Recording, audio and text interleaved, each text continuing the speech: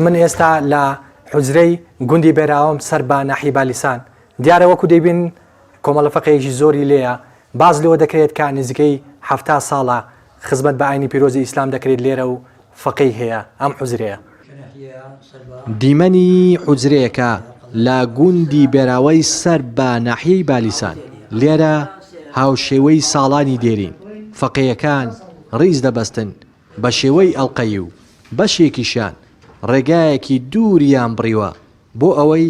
لەم حوزرێ و لای مامۆستا کەمال فێری بنەما شەرعیەکان و زانست و زانیاری دینی ببن. ئەو گوندا کە گوندی بێراوەیە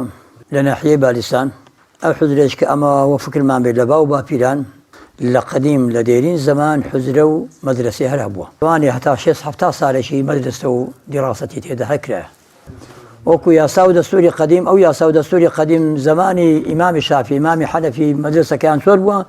ئەمە لەسەر ئەو یاسا و دەستوری ئەڕۆی فەقێ هەیە بە 7 ساڵان تەواو کاتن هەیە بە 10 ساڵان تەواو کە 15 ساڵ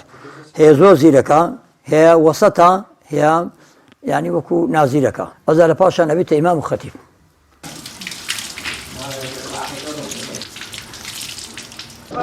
فێرخوازان لە تەمەنی جیاوازدا و لە بەشێک لە شار و شارۆچکەکانی تری کوردستان هاتوون بۆ ئەوەی داهاتووی خۆیان پڕ بکەن لە زانست و زانیاری دینی دەژڵێن هەست بە خۆشحاڵەیەکی زۆر دەکەن و با پەرۆشەوە ڕێنماییە دینیەکان جێبەجێ دەکەن. من نزیکە 7 ساڵە فەقێمە لە خوێنی فەقیهاتی خوێنم کە هاتوومە فەقیهاتیش بە حەز و ئارەزوی خۆم بۆ و ئەو ڕێبازەشم زۆر پێگەورە و پیرۆز وە لە بەهەندێک مامۆتەوە لەو ڕێبازە گەورەیە و لەو خوێنە لە حەزیاوە ڕاهاتوومە بۆ خوێندن هاتوومە بۆ ئەوەی حیلمێک زانیاریەک شتێک فێرم لە مامۆستا کەمالەوە ببم بە مەلایەک با شتێک ژیانی فەقیهاتی ژیانێکی زۆر خۆشە هیچ لە ژیانی فەقیهاتی خۆشتر نییە ژیانێکی دنیا و قیامەتیە. بسم الله الرحمن الرحيم والضحى والليل إذا سجى ما ودعك ربك وما قلى.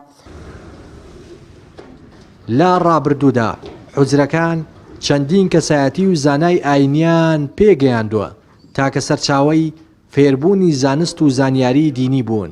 هاوشێوەی ساڵانی دێرین لا بەشێک لا لادەیەکان هێشتا گرنگی خۆی لە دەست نەداوە بەڵام لە ئێستادا لە زۆرێک لا شار و شارۆچکەکانی تری کوردستان گرنگێشی ئەوتۆ بە حوزرەکان نادرێ لەلایەن حکوومەتەوە پشتگوێ خراوە. لە سەرەتای سوورەتی بەقەڕەدا باسی ئەم پیتانەمان کرد کە لا گوندی بێراوەی سەر بە ناحیەی بالیسانەوە ڕێناس ئەرسەلان تایبەت بە پەیامی ڕۆژ.